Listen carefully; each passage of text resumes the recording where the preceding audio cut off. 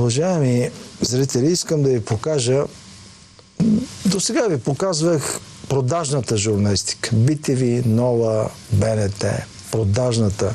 Тези са се продали с всички части на тялото си. Сега искам да ви покажа една журналистка, американка при това. Не рускиня, не украинка, не монголка, не финландка. Американка. Която ви показва, с която ще разберете как се прави истинска журналистика. Човек, който прави истинска журналистика, който казва нещата такива каквито са и не му пука от мейнстрима, макар че мейнстрима в Щатите, в англосаксонския свят е много силен. Там, ако не се подчиниш, излиташ, изхвърчаш, нямате. Лора Логан. Ето сега, вижте една истинска журналистка, за да ви дам пример и да дам пример за нашата, примерно, Лора Крумова. Има и други Лори, и други не Лори, но някакви други плазмодии, които се правят на водещи и на журналисти, да разберат какво е истинска журналистика. Нека да видим това видео с Лора Логан. Laura, great to have you this morning. I wanted to start with this breaking news overnight that it appears, and there you are, you popped up for us. It's so great to see you. The Daily Mail has a very interesting story that's saying that Vladimir Putin essentially may be running out of bullets, that he might have a week and a half, 2 weeks max. He's losing warplanes, tanks, all the rest of it. He obviously went into this thinking he was going to bulldoze his way through Ukraine. He's obviously caused a lot of destruction. Don't want to minimize the fact there's over 2 million refugees. But this has not gone as well as Vladimir Putin expected. I don't buy it for a second, Ed, I'll be honest with you. I really think that there's so much misinformation. We've never really seen anything like it. I mean, I've been covering wars now for 35 years, and I have never seen people with their nails done in the Ukrainian flag, right? I mean, we're being corralled into this box where we either have to hate Vladimir Putin and believe everything evil that's said about him and love Ukraine, and there's no in between. And that reminds me a lot of you're either, a white supremacist, or you go with the Democrat narrative on everything under the sun. So Vladimir Putin knew exactly what he was doing when he went into Ukraine. The Russian military isn't perfect. They, for example, I've spoken to multiple defense specialists and intelligence specialists from a Defense Intelligence Agency who've studied the Russian military for years. They do have a difficulty mounting complex air operations because they do very little training hours in comparison to, for example, the United States air assets, right, our fighter jet pilots. But Russia is not struggling. What Russia has done from the very beginning has been very strategic. They didn't go straight to Kiev. They went to all those bioweapons laboratories that are scattered all over the country. Some of them they built, so they know where they are. They've known where they are since the Soviet Union, because under the Defense Threat Reduction Program, we went in after the fall of the Soviet Union and supposedly turned those facilities from bioweapons labs into public health labs. Although, these days it's hard to believe anything that our leaders tell us, because they've lied about COVID, they lied about Russia collusion, they lied about the Ukraine impeachment trial, and there's so much more going on in Ukraine that nobody is talking about. You see such dishonesty when it comes to the history of Ukraine. You see dishonesty when it comes to the Azov Battalion, which is funded by the US and NATO. I mean, you can find pictures of them online holding up the NATO flag and the swastika at the same time. Their own emblem contains the black sun of the occult, which was a Nazi SS emblem. And it also contains the sideways, lightning insignia of the SS. I mean, this is on throughout the Ukrainian military. You can see that black sun of the occult on their body armor, even on the female soldiers who are paraded in front of the world as being, such an example of Ukraine's independence and spirit and nobility. Even they are wearing the black sun of the occult. And, the White House wants you to believe, well, this doesn't matter. It's just a small number of troops. It's not true. The Azov Battalion has been murdering its way through eastern Ukraine. Yeah. We don't want to admit this. This was why Crimea voted for independence. This is why Crimea wanted to be with Russia. because we in the media, in the Western media and in the West, won't acknowledge the reality of what's gone on. Western Ukraine backed the Nazis. It was a headquarters for the Nazi SS. The CIA under Alan Dulles actually gave immunity from prosecution to the Nazis of Ukraine from the Nuremberg trials.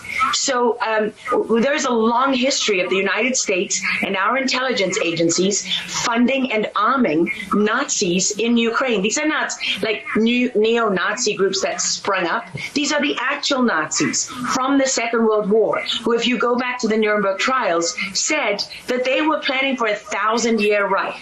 And so you have to really wonder, as you look at this, when you know that the CIA sponsored the Color Revolution in Ukraine in 2013 and 14, that they selected Ukraine's leaders, go to Victoria Nuland's leaked phone conversation where she and the U.S. ambassador are deciding who can lead Ukraine. I mean, there's as much interference here as you could possibly imagine before you even get to Hunter Biden, Nancy Pelosi, John Kerry, and Mitt Romney, and all of their children who are employed, who earn millions from Ukrainian gas companies. Yeah, you are pointing, pardon me, to a real credibility crisis for our leaders. I want to let Karen Turk jump in. Yeah, I wanted to bring up the fact that President Zelensky is Jewish, and I don't know exactly how this factors in, but there's some very interesting points in what you're saying. And looking at this, you could think it's political theatrics. You made a very good point at the beginning that you think that Putin is in control. And I actually want to play something that Jen Psaki said, because it seems that the White House is actually echoing that sentiment. Watch this. Well, the end game is really a question for President Putin. We have completely crushed his economy. We have provided military assistance, humanitarian assistance to the Ukrainians, enabling them to fight back for far longer than the Russian leadership anticipated. And again, he has to determine what the path forward looks like for him. Thanks, everyone. He's determining what this looks like, and I think that's a lot of what you said, Laura. I'd love to get your thoughts on that, what you just watched.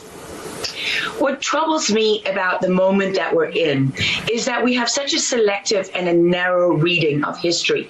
President Zelensky may be Jewish, but he's not the only one in this who suffered during the Second World War, whose ancestors suffered, right?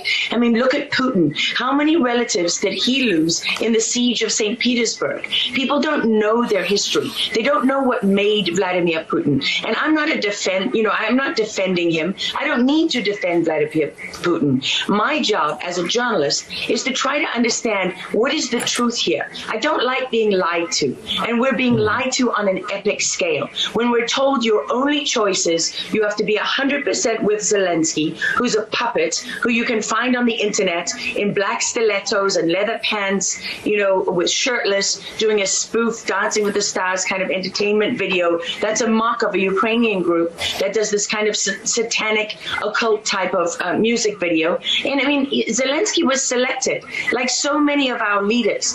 And honestly, with big tech and with election fraud these days, we don't know how many leaders all around the world have been selected for us and weren't actually voted in. But what we do know is that there are increasing problems with technology and the digitization of our world. Because look at what's happening with COVID. Look at what has happened globally. We are fighting the same battles all over the world. To pretend that this war is about Russia and Ukraine is just a barefaced lie.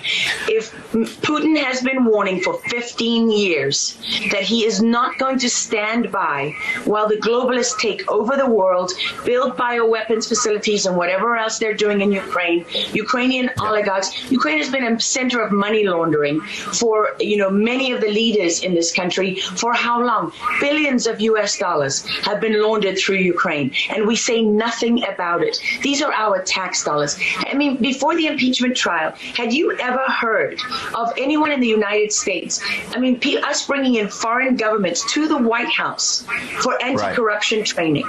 I mean, does nobody question these things? Why do we not question them? We have an idiot like Lieutenant Colonel Vindman who goes at the impeachment trial and sits there as a lieutenant colonel. He didn't even make colonel. And he's telling the president of the United States what his policy should be. You have have a traitor in the form of Maria Yovanovitch, who was Obama's ambassador, who's telling Ukrainian government officials, don't listen to the will of the American people, don't listen to the election results.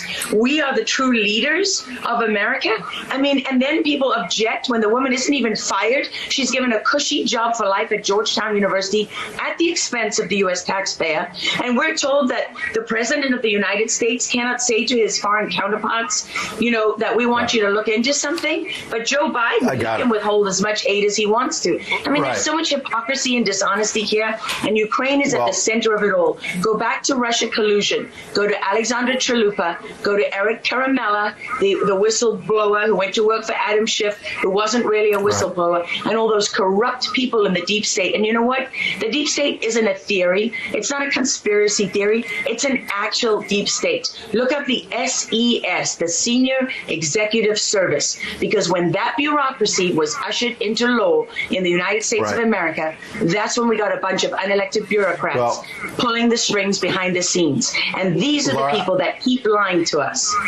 Absolutely. And pardon me, we've got a live chat where we're streaming on Getter, for example, and I'm watching it as you're talking. People are talking about how you're dropping truth bombs and you're a real journalist. And I know that, having worked alongside you for many, many years when you're at CBS and many other places. And maybe they didn't want to hear the truth, but you're dropping those truth bombs now. Unfortunately, we got to hit a break right now. We'd love to have you back in the days ahead. We love having you on. Lara Logan, thanks for joining us on Real America's Voice. Thank you so much. All right. Well, we'll certainly have her back.